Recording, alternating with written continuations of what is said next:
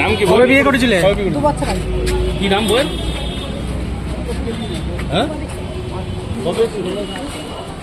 বাংলাদেশ থেকে কবে এসেছেন?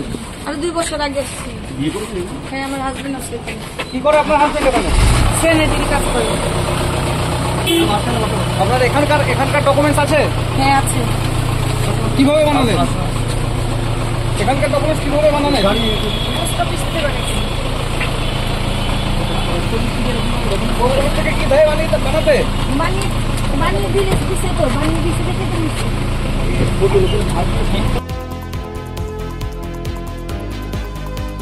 দুটো জায়গার থেকে প্লেস অফ অকারেন্স দুটো জায়গায়, একটা পাইকপাড়া আর একটা হচ্ছে গাড়াপোতা।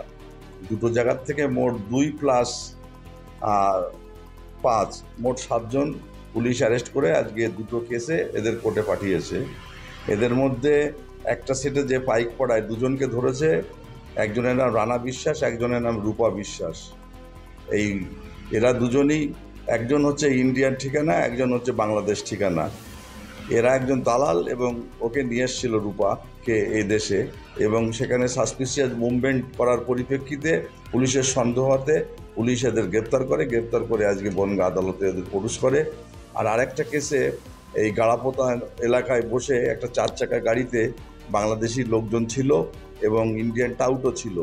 মোট 5 জনকে পুলিশ অ্যাপ্রিহেন্ড করে, তার মধ্যে 2 জন বাংলাদেশি এবং 3 জন ইন্ডিয়ান, তার মধ্যে একজন হচ্ছে গাড়ির ড্রাইভার ছিল।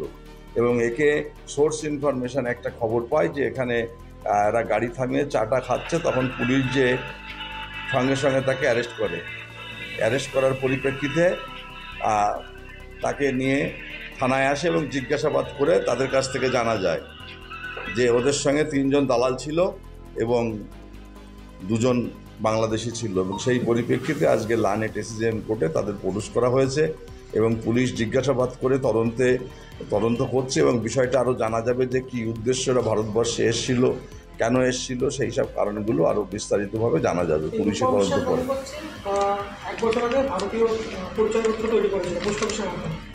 পরিচয়পত্র তৈরি করেছে এরা, তো এসে বিভিন্নভাবে লোকের সঙ্গে পাল্লায় পড়ে ফলস জিনিসপত্র, এরা জাল কাগজপত্র এরা তৈরি করে শো করে, কিন্তু সেগুলো সব বৈধ না।